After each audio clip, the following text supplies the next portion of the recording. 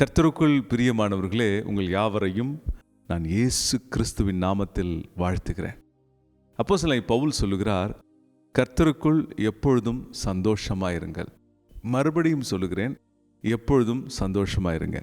இன்னைக்கு ரொம்ப பிஸியான, காம்படிட்டிவான அல்லது நிறைய சூழ்நிலைகளில், நெருக்கமான சூழ்நிலைகளில் நம்ம தொலைச்சிடுற ரொம்ப முக்கியமான காரியம் என்னென்னா மன நிம்மதி, சந்தோஷம்.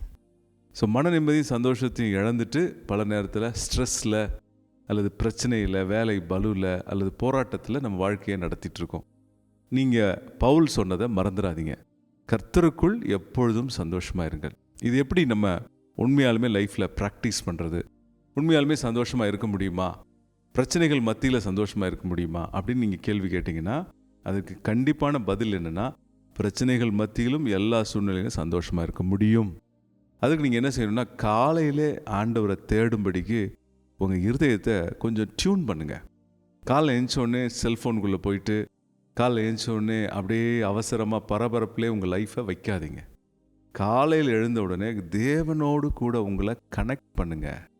கடவுளோடு கூட உங்களை இணைத்து கொண்டு நீங்கள் முடிஞ்ச அளவுக்கு பரிசுத்த ஆவியில் ஜெபம் பண்ணுங்கள்.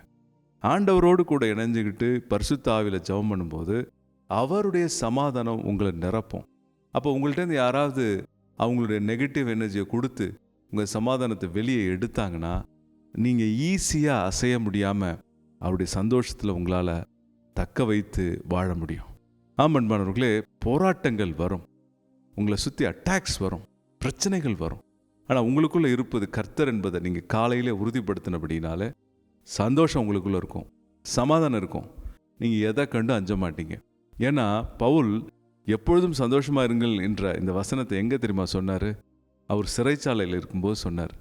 சிறைச்சாலையில் இருந்தாலும் சரி, வெளியே இருந்தாலும் சரி, எனக்கு முக்கியம் என்னென்னா, கர்த்தர் என் கூட இருக்காரா, அவருடைய சமாதானம் இருக்கா, அவருடைய நிம்மதி இருக்கா அப்படின்றதான் முக்கியம்.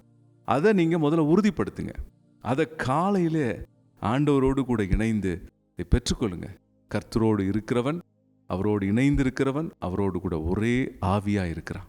கர்த்தர் உங்களை ஆசீர்வதிப்பாராக. ஆமென்.